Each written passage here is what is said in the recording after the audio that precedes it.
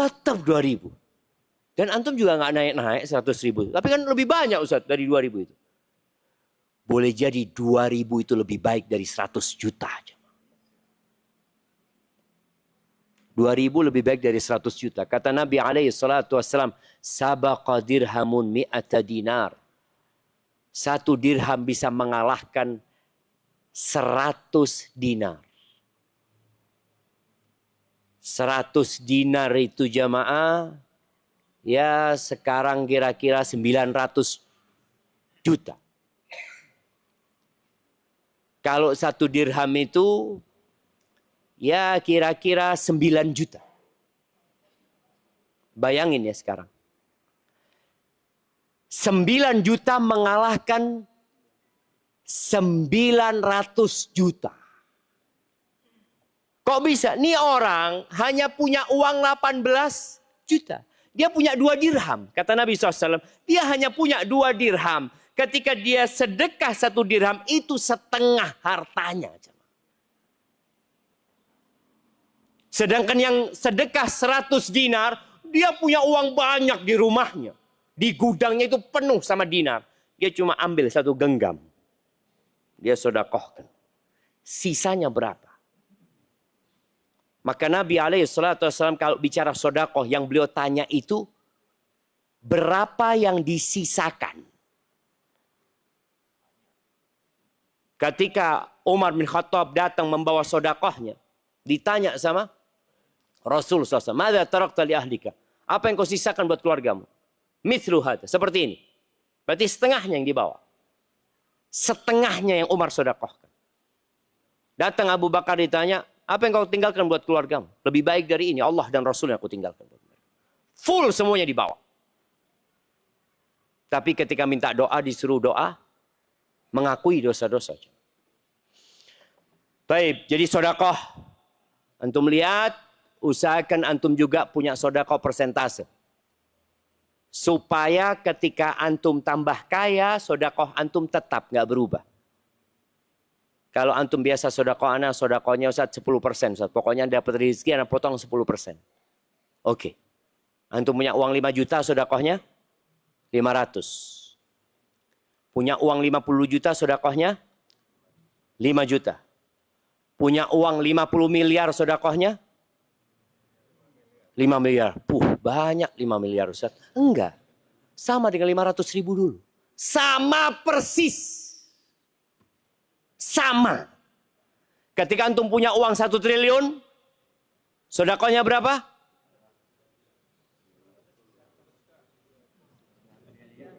50. Oh. 100 ya. 100 M, iya. 10%-nya 100 miliar. Mampu antum sedekah 100 miliar. Ya Allah. Itu dari 1 triliun kalau antum transfer 100 miliar langsung berkurang, Ustaz. Langsung berkurang. Iya, tapi sama dengan 500 ribu antum. Nggak beda. Insya Allah ketika antum, tapi ya manusia jemaah. Berat jemaah. Karena anak manusia juga, anak merasakan, ya Allah ya. Berat. Kalau dulu kok nggak berat jemaah. Karena kita melihat kepada nominal, tidak melihat kepada yang disisakan. Tatkala antum menoleh, oh tinggal 900 miliar, aman. Maka lihatlah kepada sisanya, jangan melihat kepada yang diberikan. Dan kemudian Allah sebutkan penghuni surga ini, orang-orang yang bertakwa wal kadhimin al ghaidh. Dia adalah orang-orang yang suka menahan emosinya. Kalau antum suka marah, bahaya jemaah. Boleh jadi nggak masuk surga. Karena Allah sebutkan penghuni surga itu wal kadhiminal ghaidh.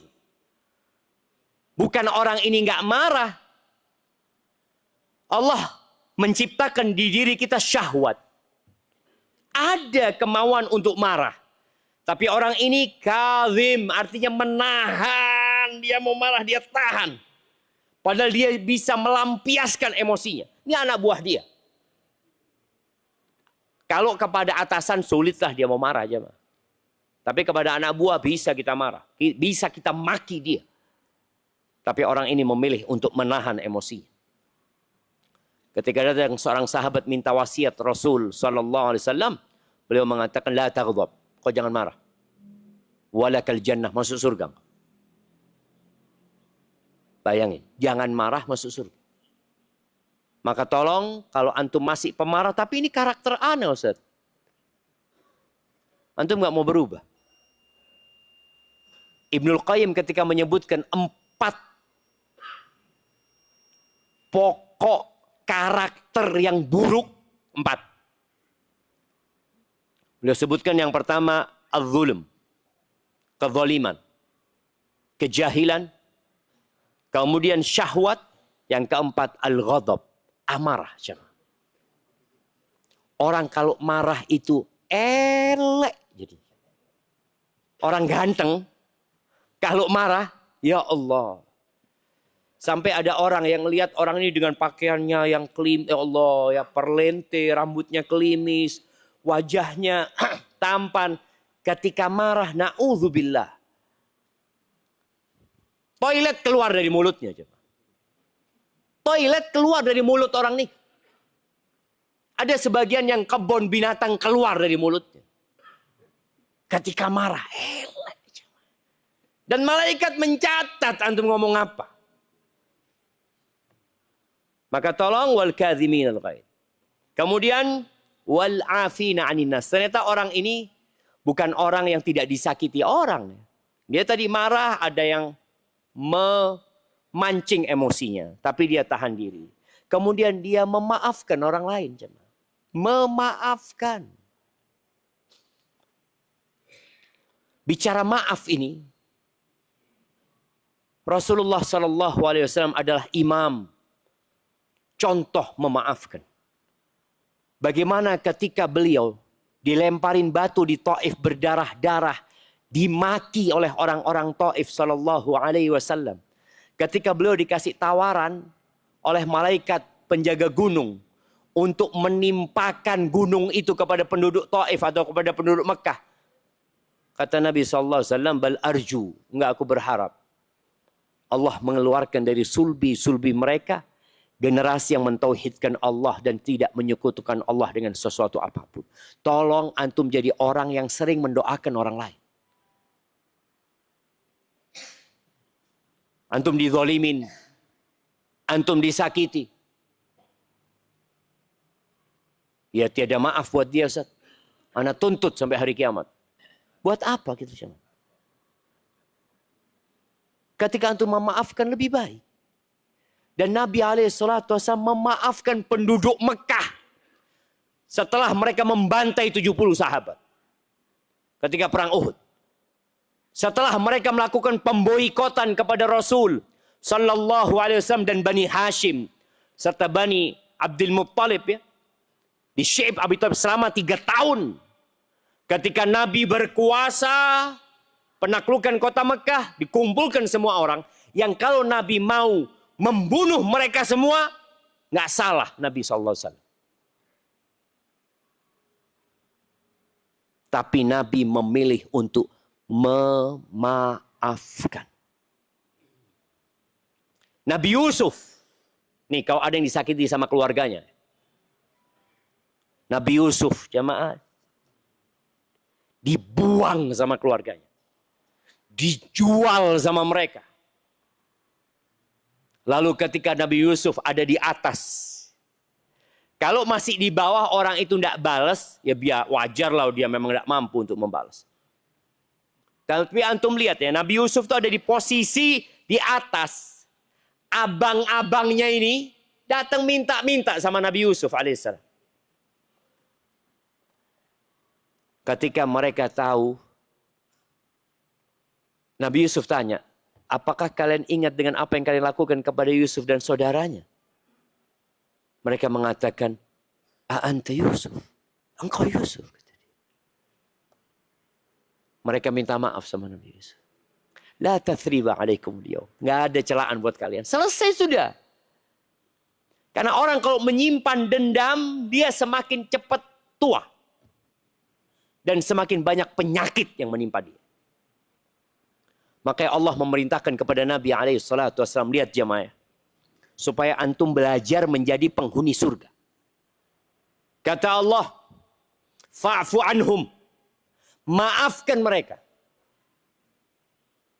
Ya, maafkan sudah. Mama antum, iya sudah saya maafkan.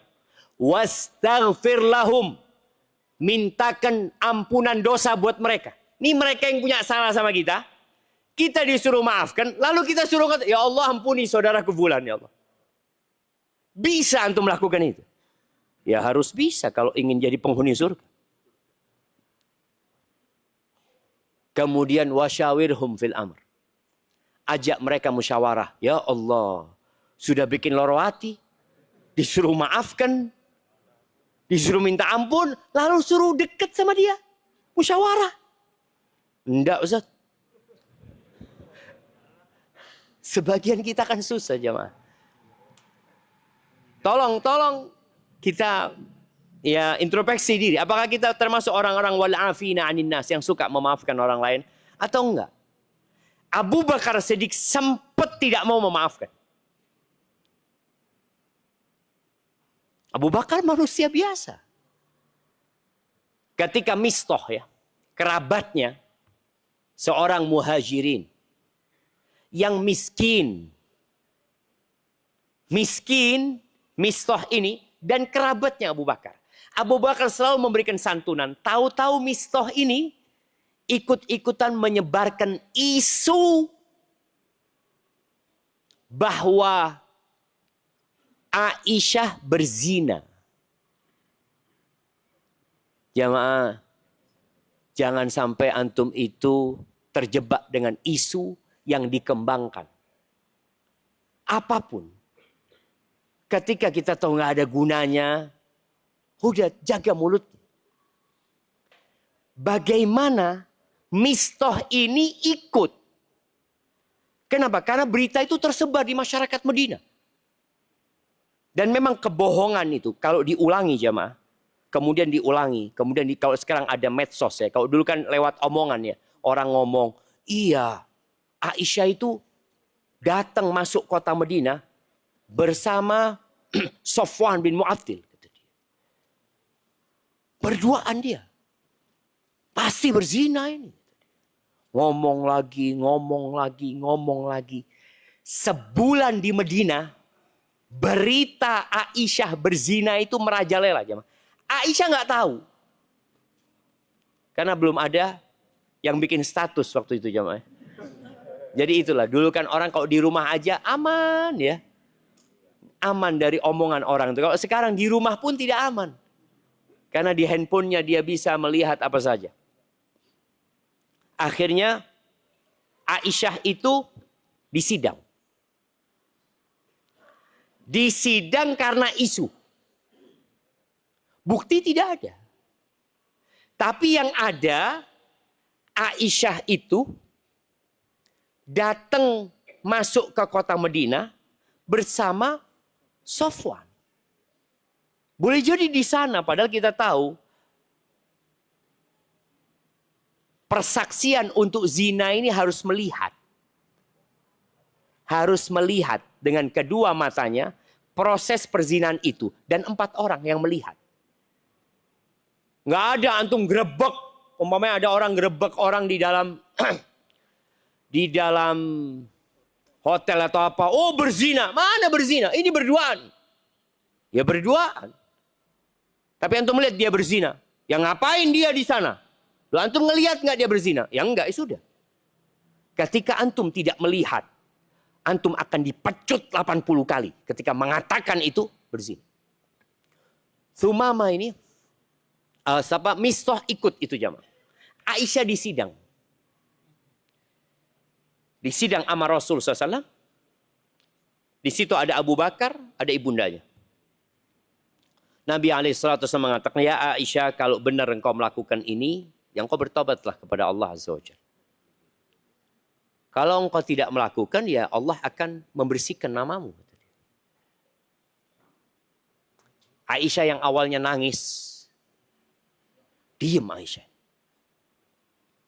Dia mengatakan, Kalau aku mengatakan aku melakukan perbuatan itu, kalian akan percaya. Padahal aku tidak melakukan. Kenapa kok bisa percaya? Karena sudah jadi isu nasional. Di mana-mana rumah mengatakan Aisyah berzina. Kalian akan mengatakan kalau aku ngomong berzina, padahal aku tidak, kalian akan percaya. Dan kalau aku mengatakan tidak, kalian nggak percaya. Kalian nggak akan percaya. Sudah, aku tidak akan mengatakan kecuali seperti yang dikatakan oleh bapaknya Nabi Yusuf, Yakub. Innama ashku bathi wa huzni ilallah. Jadi aku akan mengadukan kepada Allah saja gitu loh, urusan dia itu. Subhanallah, kemudian Allah kasih kebebasan atas Aisyah. Kebebasan dari tuduhan itu. Di surat An-Nur ya, bisa dibaca di ayat 11 bagaimana Allah membersihkan nama Aisyah sampai hari kiamat. Mistah akhirnya didera, dihukum. Dan Abu Bakar bersumpah tidak mau memaafkan Mistah. Lalu Allah tegur ya. Falyafu wal yasfahu. Kata Allah, hendaklah mereka memaafkan dan tidak perlu memberikan hukuman. Sudah, dilupakan aja kesalahannya. Lalu Allah mengatakan, ala tuhibbuna ayyaghfirallahu lakum. Apakah kalian tidak ingin diampuni sama Allah Azza wa Jalla? Ketika ayat itu turun, Abu Bakar mengatakan, bala. Iya ya Allah, kami ingin diampuni oleh Engkau ya Allah. Akhirnya Abu Bakar membayar kafarat atas sumpahnya. Dan dia mulai memberikan santunannya kepada Mistah. Bersumpah tidak akan mencabut santunannya. Wallahu yuhibbul muhsinin. Dan Allah cinta kepada orang-orang yang suka berbuat baik. Maka berusahalah untuk menjadi orang yang baik. Berbuat baik kepada hamba-hamba Allah. Berbuat baik ketika beribadah kepada Allah Azza wa Jalla. Lalu Allah sebutkan di ayat 135 ini. Walladzina idza fa'alu fahishatan aw zalamu anfusahum dzakarullah fastaghfaru lidzunubihim. Jadi ternyata orang bertakwa itu bukan orang yang enggak punya dosa. Tapi ketika berbuat dosa, baik dosa besar atau dosa kecil, dia akan ingat sama Allah, dia istighfar, dia mohon ampun sama Allah Azza wa Jalla. Itu yang dilakukan oleh orang yang bertakwa. Maka jangan menunda-nunda tobat. Dan setan itu jemaah, yang paling takut sama istighfar. Iblis tadi yang kita bicarakan di awal, dia berusaha untuk menyesatkan manusia, menggodain manusia. Nanti manusia itu istighfar. Dia sudah diampuni sama Allah. Disesatkan lagi, diampuni lagi sama Allah Azza wa Jalla.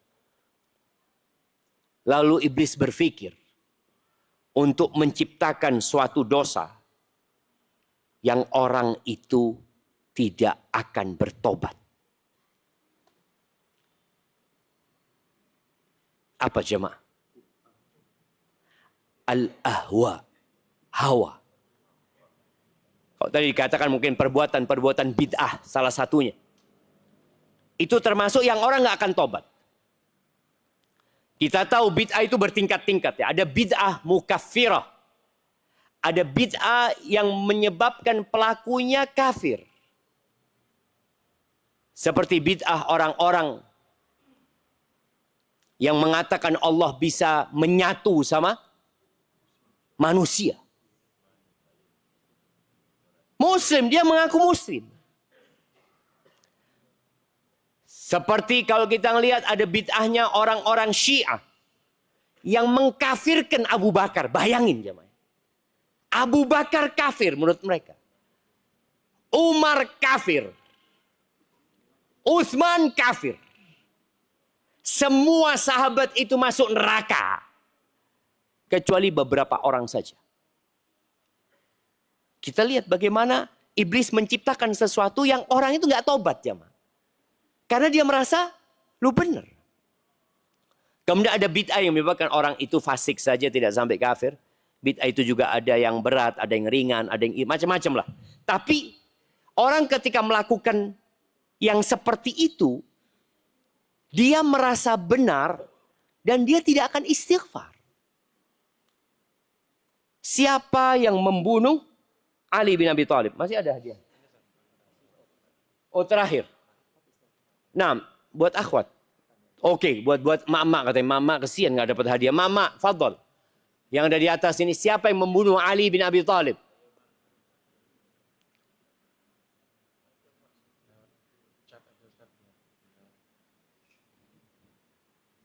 Yang di belakang. Ada mic ternyata mereka. Tafadhol. Bismillah. Siapa? Abu Muljam. Bukan. Tapi ana perbaiki. Ibnu Muljam. Bukan Abu tapi Ibnu. Kalau Abu kan berarti bapaknya Muljam. Namanya dia Abdurrahman Ibnu Muljam. Namanya indah jamaah, Abdurrahman. Hafal Al-Quran. Jangan dipikir Abdurrahman bin Muljam itu perampok. Dia itu guru ngaji. Ketika dia berada di kota Madinah, dia dekat sama Umar bin Khattab. Kemudian dikirim sama Umar ke Mesir. Dikirim ke tempatnya Amr bin As. Dan Umar berpesan, qaribu manzilahu minal masjid. Dekatkan tempat tinggal dia dari masjid. Supaya dia bisa ngajar Quran. Ternyata dia bunuh Ali. Dan tidak menyesal. Itu yang namanya ahwa. Itu namanya pikiran-pikiran tadi. Pikiran-pikiran baru dalam agama yang menyimpang dari Islam dan orang mengakui itu kebenaran. Abdurrahman itu ketika dihukum dibunuh, demi Allah dia nggak menyesal. Dia berharap masuk surga dengan membunuh Ali bin Abi Thalib. Maka hati-hati. Istighfar itu membuat orang diampuni. Tapi bagaimana tatkala iblis berhasil menciptakan sebuah pemikiran-pemikiran yang menyimpang, yang dia tidak akan memohon ampunan. Ingat, kita yang sudah merasa taat ya sama Allah ya, hati-hati. Pahami agama ini sebagaimana difahami oleh para sahabat Nabi. Pahami agama ini sebagaimana dipahami oleh Imam Abu Hanifah, Al-Imam Malik, Al-Imam Syafi'i, Al-Imam Ahmad bin Hanbal. Sebagaimana mereka berpegang teguh dengan agama ini, ya berusaha untuk memahaminya. Jangan sampai kita akhirnya nggak minta ampun. Karena merasa yang kita lakukan adalah kebenaran ya. Mereka adalah orang-orang yang selalu mengingat Allah, beristighfar atas dosa-dosa mereka. Dan mereka tidak terus-terusan berbuat dosa. Berhenti jemaah. Lalu yang terakhir, Allah menyebutkan tentang orang-orang ini, ulaika jazaohum maghfiratum mir rabbihim. Mereka, orang-orang yang disebutkan tadi adalah orang-orang yang mendapatkan balasan. Apa balasan yang pertama? Ampunan dari Tuhan mereka. Baru wajannat. Jadi di muqaddimah disebutkan bersegeralah menuju keampunan dan ke surga. Di penutupnya disebutkan mereka akan mendapatkan ampunan dan mereka akan mendapatkan surga yang mengalir di bawahnya tajri min tahtihal anhar khalidina fiha wa ni'ma ajrul amilin. Ya, mereka kekal selamanya. Itu adalah balasan yang paling indah buat orang-orang yang beramal. Ingat, amalan itu hanya sebab. Taib, itu mungkin yang dapat Anda sampaikan jamaah. Anda melihat sudah terang yang padahal belum jam 6. Tapi sudah terang benderang. Sebelum Anda tutup jamaah. Antum sudah kenalan nggak sama saudara-saudara antum? Sudah. Anda mau tanya ya. Yang pakai baju putih ini. Nah, antum kenal dengan yang kanan antum? Loh lihat belum kenal jamaah. Coba kenalan dulu. Kenapa? Karena Allah mengharamkan neraka jemaah. Buat siapa? Beliau menyebutkan ya. Yang punya 4 kriteria. Jemaah bukan cuma dia ya. Semuanya kenalan. Loh. Penghuni surga yang diharamkan masuk neraka kata Nabi SAW itu. Kullu hayinin. Orang yang tawadu enggak sombong. Layinin yang lembut sama orang lain. Qaribin sahlin. Dia mudah dalam muamalahnya. Qaribin minan nas. Dekat sama manusia. Maka tolong antum kenalan dulu baru kita tutup. Tanya namanya, dari mana, dan apa profesinya. Mama juga. Loh, disuruh tetap enggak jemaah? Enggak Ustaz. Loh ayo jemaah. Entar gak anak tes antum ya.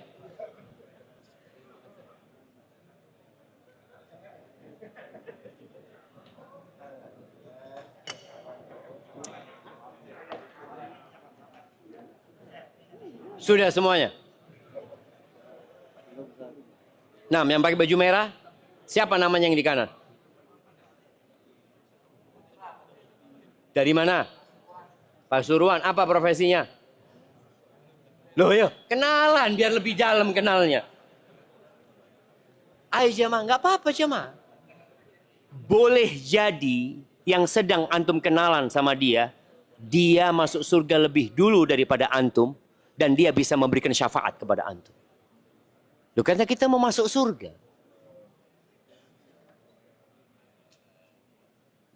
Sudah semuanya. Ana mau tes lagi ya. Ya, yang pakai masker. Siapa namanya yang di kiri antum? Siapa? Dari mana? Apa profesinya? Loh, tanya. Belum lengkap pertanyaannya tuh. Gak masalah tanya profesi apa. Boleh jadi profesinya sama. Loh, sama antum sama ana. Antum jualan apa?